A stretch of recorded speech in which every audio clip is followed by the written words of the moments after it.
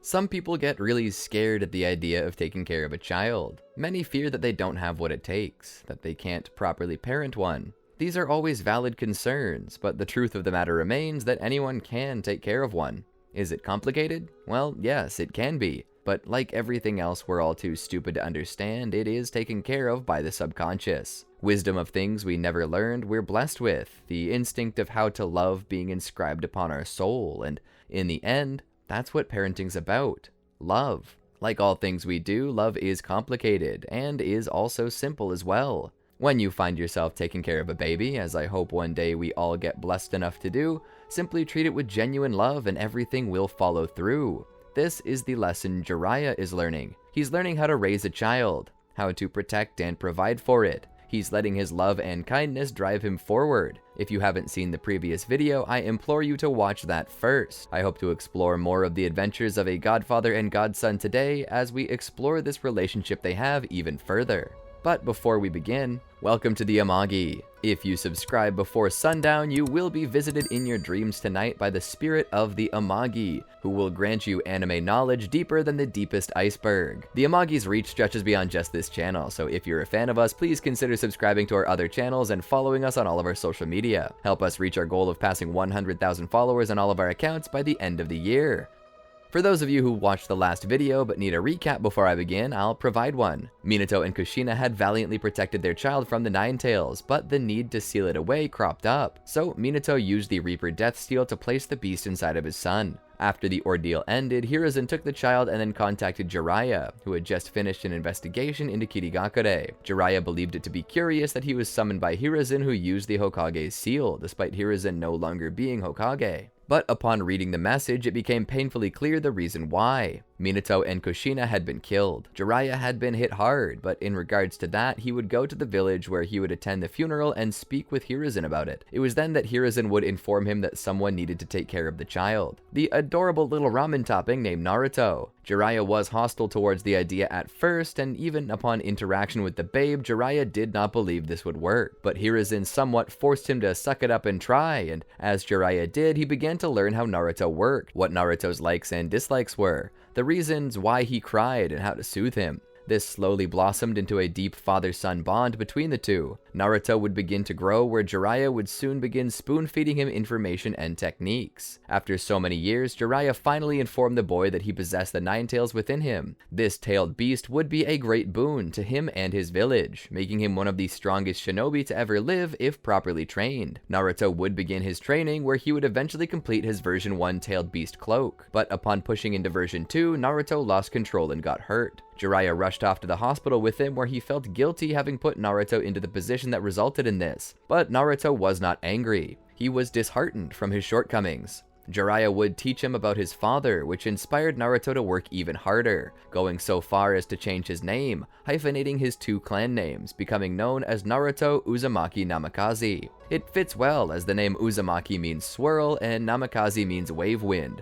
Swirling wave wind. Anyway, Naruto managed to work on his Rasengan, but before he could finish, he had fully healed, and Jiraiya decided to teach him something new to make up for his failing to use the version 2 cloak. He instead decides to teach him Sage Mode. Naruto stood there. The rain pelted on him as he meditated. It was cold, wet, and sticky. The wind blew, and it felt like tiny shards of glass all across his body, as the sound of the deluge was similar to that of a waterfall. Jiraiya had to yell to be heard over the downpour. "The battle comes with distractions," he shouted out. "Sage Mode isn't just some fancy new power that lets you stick to trees, it's dangerous. It's a force of nature, to be respected, to be feared, to never grow prideful over.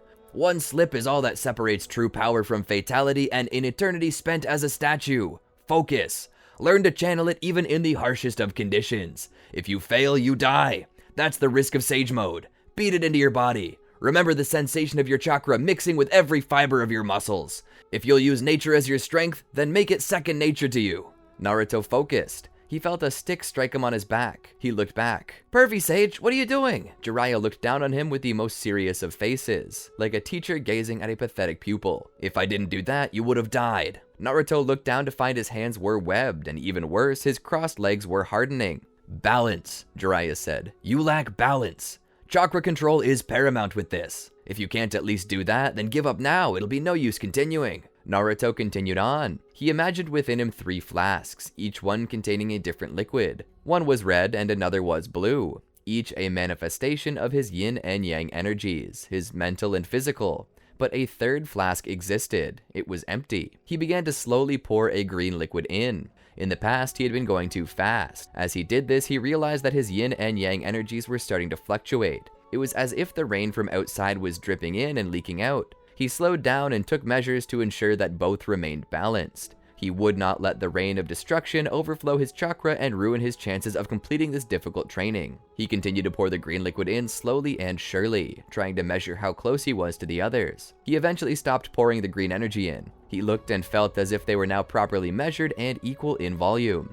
Naruto's eyes opened as they displayed horizontal pupils, like that of a goat, like that of a toad.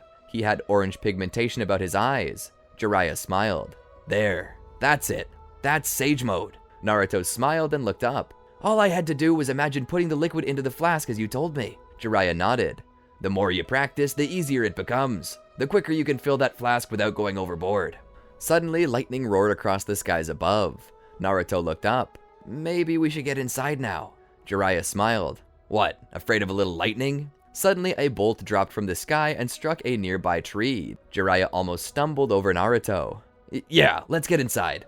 The two basically ran for the house. Once inside, they began to dry off. Naruto changed into something a little less wet and came to the door where Jiraiya leaned, looking out over the deluge. "You've been distracted all day, Uncle. Is everything okay?" Jiraiya nodded. "I'm just wondering what I'm supposed to do. I have an investigation I need to perform, but I'm not sure where to leave you. I would ask Fukasaku and Shima to watch, but I may need them if things get hairy." Naruto stood there, the towel wrapped around his neck like a muffler. "Why not just bring me with you?" Jiraiya shook his head. "It might be dangerous." Naruto scoffed. "So what? I'm a ninja. It's what you're training me to do." Jiraiya looked down. "Yeah, I know, but I don't know if you're ready for it." Naruto rolled his eyes. "And I'll never be ready either if you don't push me out of my comfort zones." Jiraiya thought about this for a moment. It was true. He'd been focusing so much on honing his body and his chakra that he'd been neglecting his mind, neglecting his spirit. Without such growth, achieving the version 2 cloak would only remain a pipe dream. He nodded. "All right, you can come with me." Naruto pumped his fist. "What mission are we going on, pervy sage?" Jiraiya walked back inside and provided a map. "Recently, I've been investigating the 4th Mizukage. You see, not long ago, it was rumored that the Akatsuki appeared in Kirigakure, of which one was killed. A former member of the 7 Ninja Swordsmen of the Mist. At around the same time, Yagura's personality went through a sudden change. He became cruel. Some think he was startled by Juzo's betrayal. Others believe he's being controlled." Naruto looked up at him. "And which do you believe?" Jiraiya looked down at Naruto. "I think he's being controlled as well. It's no coincidence that the Akatsuki appear here and suddenly he's acting out of character. I want to investigate." Naruto then asked a question he never considered asking before. "Why do you investigate the Akatsuki so much?" Jiraiya thought about it. "I had a friend when I was a ninja in Konoha. He was a great friend of mine, but he went down a dark path. I've hoped to bring him back to us for a while, but I can never seem to pin him down. His name's Orochimaru, and he left the village and joined the Akatsuki." Naruto listened with a look of understanding. Jiraiya continued. "Well, I mean, that's not the only reason, but honestly, I doubt there's anything I could do now that could save Orochimaru. Besides that, the Akatsuki are a suspicious group. They're supposed to be a mercenary group, but they possess many S-rank missing nin and wanted criminals within their ranks. I want to know what they're up to. Particularly if they're a danger to Konoha, but it will be dangerous. We could encounter them. We also might have to face off against Kirinin. Are you sure you can handle it?" Naruto nodded. "Yes." Jiraiya smiled. "We'll set off in the morning." They then proceeded to have something to eat before heading to bed. The next morning, as they prepared to leave, Jiraiya presented Naruto with something. Naruto was astounded. It was a red haori like Jiraiya wore. He also provided him with a headband with the kanji for tadpole inscribed on the plate. Naruto received these with joy alongside a large scroll. Naruto asked what the scroll was for, and Jiraiya stated it was something that he had gotten for him. It was a toad contract scroll. With it, he could make a contract with the same toads that Jiraiya had, and he could use that scroll to summon them. Naruto was over the moon. Jiraiya warned that it was a big step and took a lot of chakra to do, on top of Naruto not having much experience with any toads besides Fukasaku and Shima, so he could not rely upon it too much unless it was an emergency. With that, master and student began their long trek into the land of water, where they would enter the village hidden in the mist. The name was well deserving.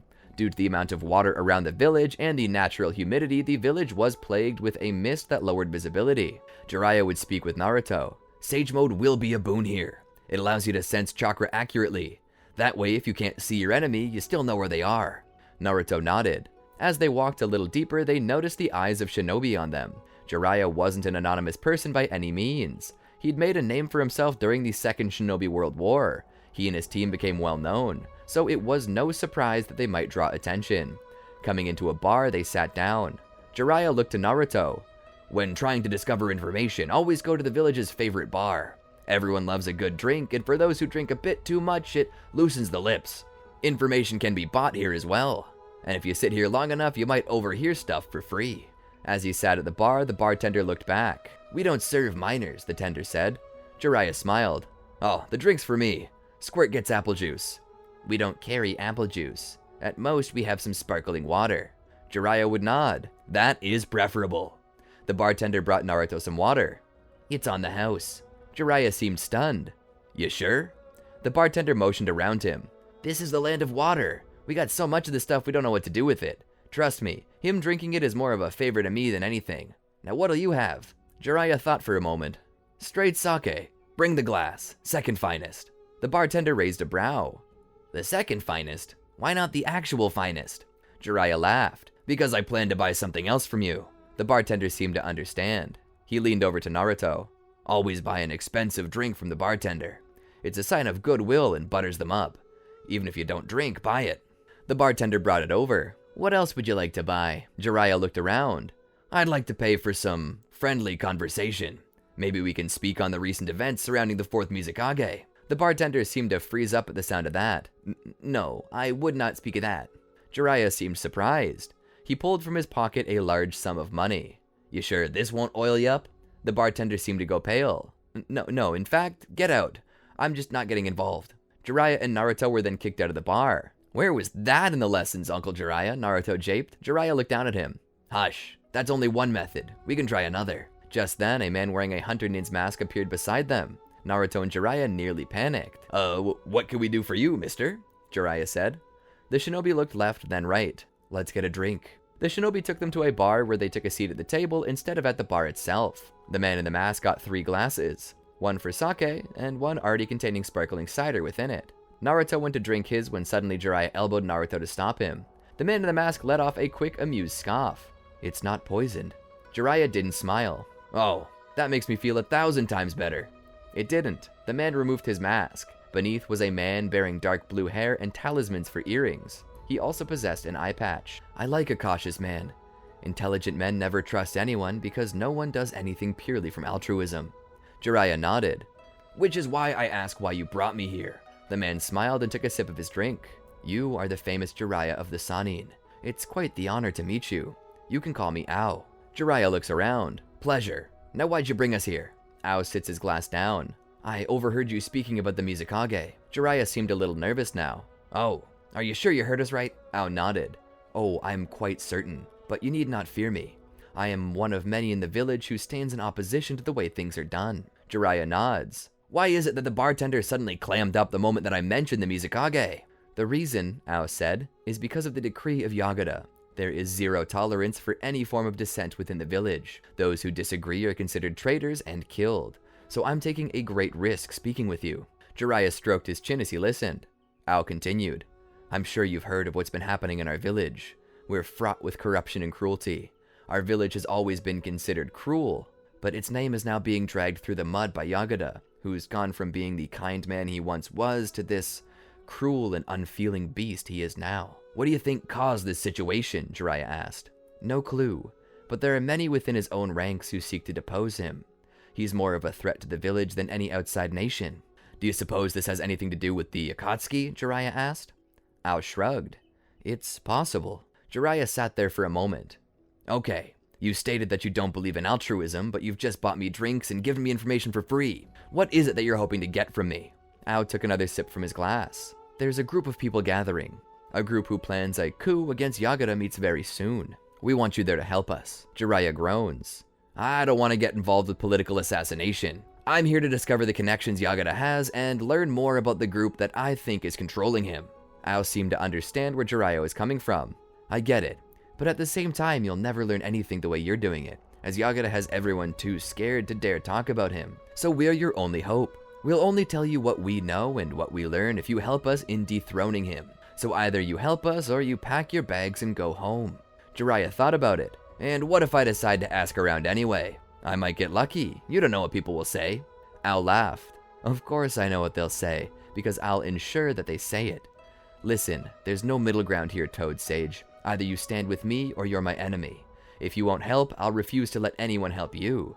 So what'll it be? Will you help us? Or should I just have you removed from the village now? Jiraiya thought for a moment as he looked to Naruto. I guess we've got no choice then. Tell me where to go. Ao leaned forward.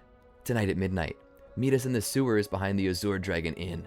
Once you're in the sewers, go north until you find a 4-way intersection of sewage. There'll be an open maintenance door there marked with the kanji for albatross. I'll inform them that you're coming. Be aware though, if you betray us, we'll have you hunted down and killed. No village or borders will be able to save you. Jiraiya nodded. He stood and made his way out with Naruto where he would rent a room at the Azure Dragon Inn. This would work out well as he could enter the sewer system without anyone noticing. It might seem suspicious if he wandered the village at night. Once there, he and Naruto would rest from their journey. Jiraiya would eventually awaken and would, along with Naruto, make his way down into the sewers where he would head north towards the sewage intersection. He looked for a maintenance room with the kanji for albatross on it. Upon finding it, he informed Naruto that they should be careful. They decided to send shadow clones in, fearing it was a trap. They opened the door and stepped in where they were greeted by the group of people. The first and most recognizable was Ao. Ao smiled at them and welcomed them, but bidded the true Naruto and Jiraiya to enter the room, as it was impolite to send a shadow clone in one's stead. They caught Naruto and Jiraiya by surprise with this, but they did comply. Once in, Ao began to introduce them to his compatriots. This is Zabuza Momochi, a former member of the 7 Ninja Swordsmen and the current wielder of the Kubikiri Bocho. Besides him, we also have Kisame Hoshigaki, another member of the 7 Ninja Swordsmen and the current wielder of Samehada. Those two over there are Gozu and Meizu, also known as the Demon Brothers. As Ao spoke, Naruto noticed a 6th member, yet to be introduced. He pointed. Who's that? Ao followed his finger. How could I forget? That is Haku. He is the charge of Zabuza, and a skilled user of the Ice Release Kekai Genkai. Despite the room being full of truly scary men, Haku appeared genuinely kind. He wasn't too far from Naruto's age, being about 3 years his senior. Naruto would walk over and greet Haku with a smile. Hello, Naruto would introduce himself. The two began to speak, and they even seemed to be hitting it off as friends. All the while, Jiraiya spoke. What's the plan? I assume you have one. Ao looked back at Zabuza, whose face wrappings were undone, showing his pointed carnivorous teeth. I had planned to wait till he was asleep and then move in to kill him. With my position as a member of the 7 Ninja Swordsmen, I should be able to get in. Jiraiya thought about it. Simple enough, but it may not be a good idea. Zabuza seemed a little offended, but Ao said that they should hear him out. After all, Jiraiya was a member of the Sannin for a reason. Jiraiya began. First off, it's gonna look sus for a member of the 7 Ninja Swordsmen just to show up out of the blue at 1 AM. You seem to forget that even if Yagura is sleeping, which he may not be, other guards in the building will be wide awake, and if an alarm is tripped, you'll be cornered with nowhere to go. Small spaces may be good for small numbers to defend themselves from a big army, but it's horrible if you want to escape. What we need is a wide open space to attack. Not to mention that if for some reason Yagura loses control or lets out the Three Tails, the village could be destroyed.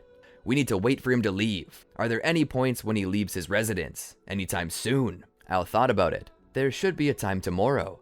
There's a lake nearby that he likes to go to, whether it's just to swim or train, I don't know, but he does go there often. Jiraiya thinks about it. That's good. There's a forest near that lake. What else? How many guards does he bring on him with average? Ao thinks about it.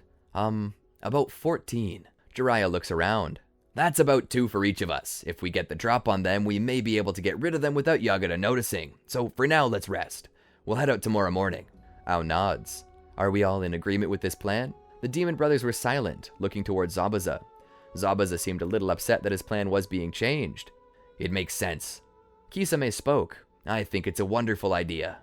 And so, they take it easy for a time. During that time, Naruto and Haku talk. Where are you from, Haku? I come from a settlement on the outskirts. I lived on the streets for a while after my parents died. Where I'm from, people with Kekai Genkai are targeted. During the war, we were used as weapons, and people feared our great power. My mother had a Kekai Genkai for ice release, but she hid it so no one else would know. I didn't understand though, and when I demonstrated my abilities... He took a breath. My father killed my mother and then attempted to kill me. In terror, I accidentally killed him." Naruto had a look of shock and amazement on his face. A sorrow drew across him as he listened to this sad tale. Haku continued, "I had lived on the streets for a long time. Nobody cared about me. I was cold, dirty, hungry. I was dying all alone. That's when I met Zabuza. He took me under his wing and saved me, giving me another chance at life." Naruto asked the obvious question. Why would he do that? He doesn't seem the kind who would save someone's life out of altruism. Haku smiled a little. He said that I had the same eyes as him. Naruto glanced back at Zabuza and then looked to Haku. Kisame then chimed in. "Zabuza isn't as scary as he seems. He was called the Demon of the Mist, but that isn't all he truly is. He rescued Haku for no other reason than because Haku needed to be rescued. He did it out of the kindness of his heart. He saw something in Haku that reminded him of himself, something he thought he'd lost. His eyes were like Zabuza's, maybe not as they are now, but they were before."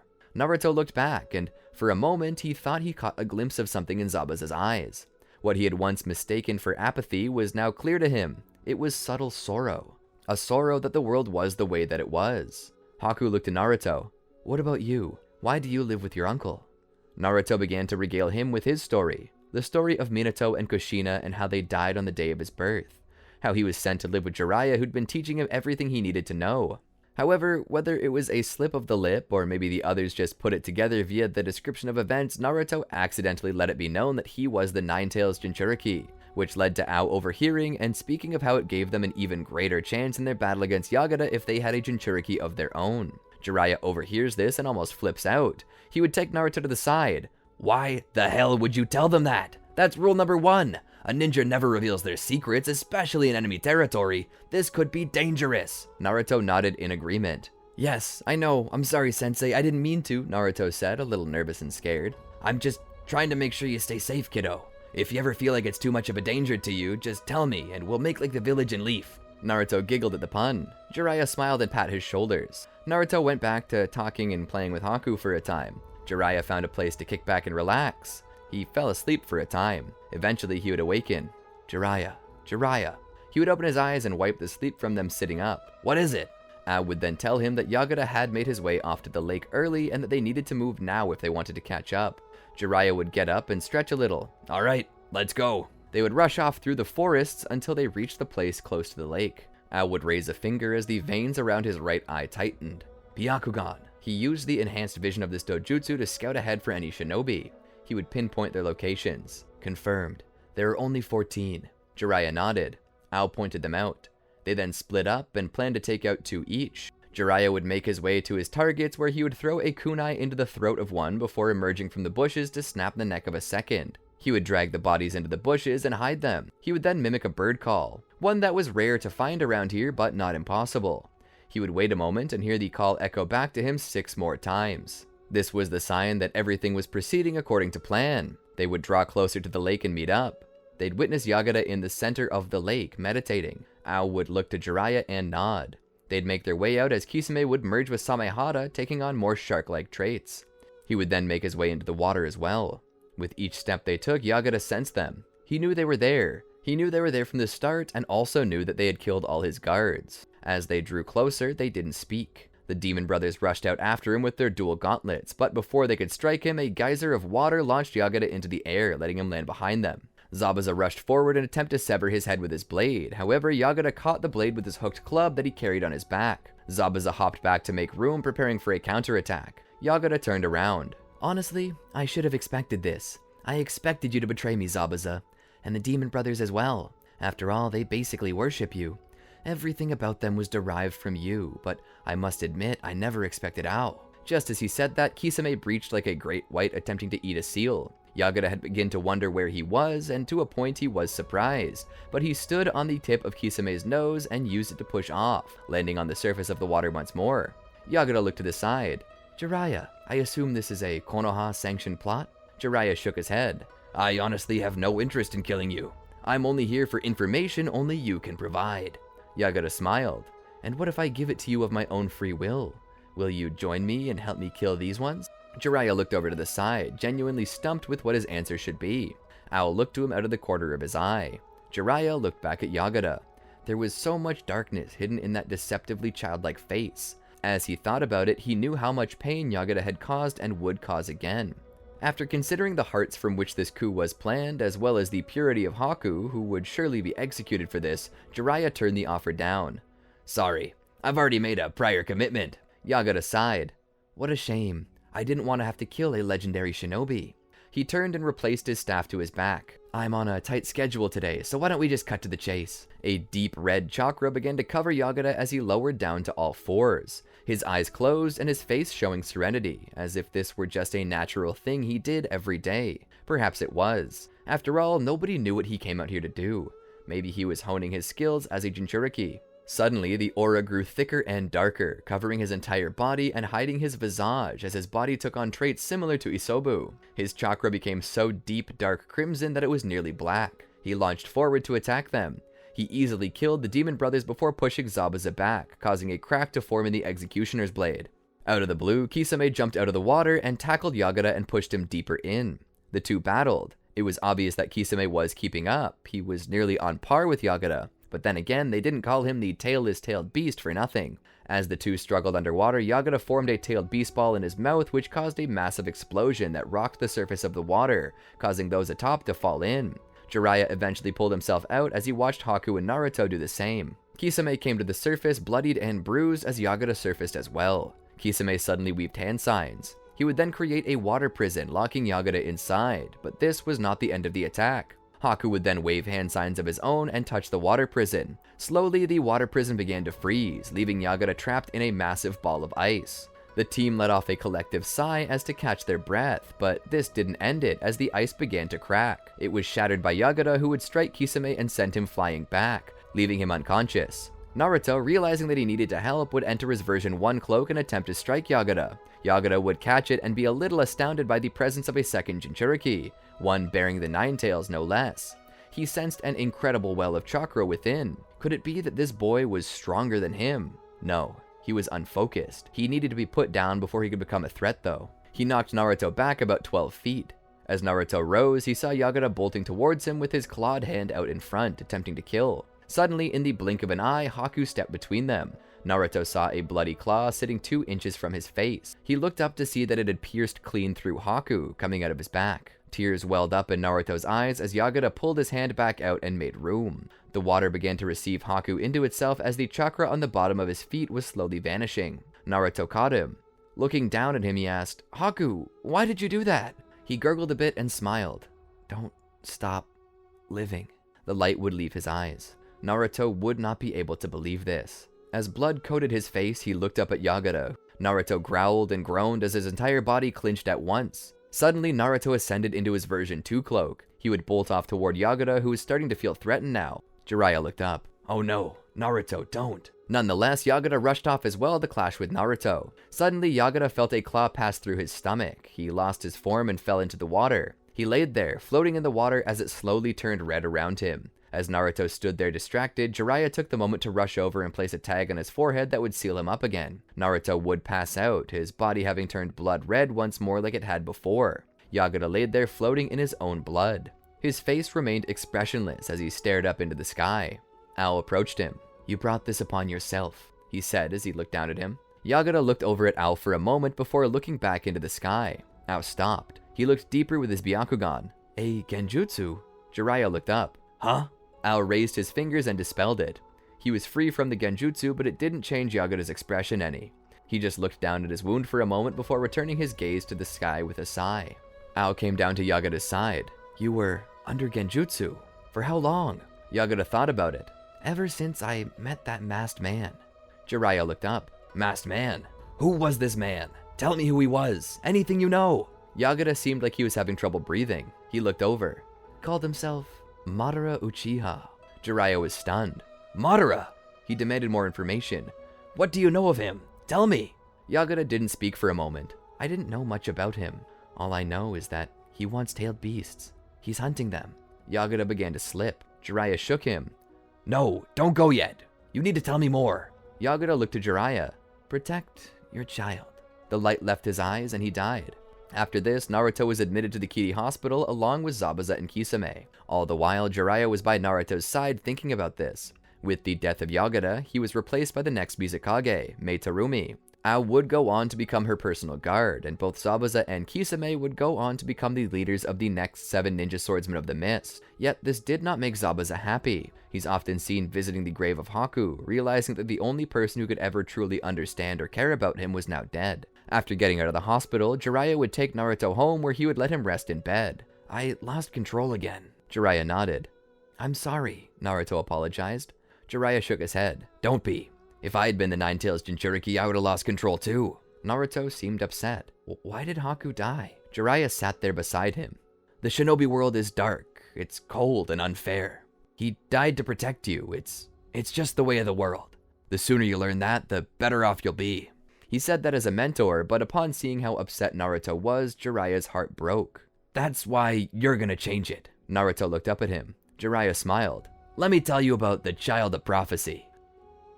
That seems like as good a place to stop it as any. I hope you enjoyed this. I certainly did. I wanted to explore the world before Haku and Zabuza became missing nin. It was also interesting to include a more heroic Kisame. Kisame Hoshigaki will always be one of my all-time favorite Akatsuki members. Anyway, if you enjoyed, leave a like to show it. And if you have anything to say about the video, where the story should go, or what you'd like to see in the future, leave a comment down below. Until next time, peace. Did you enjoy our video? Well, then be sure to check out these other great videos from the Amagi. And make sure to subscribe and ring the bell to get notified about our latest videos.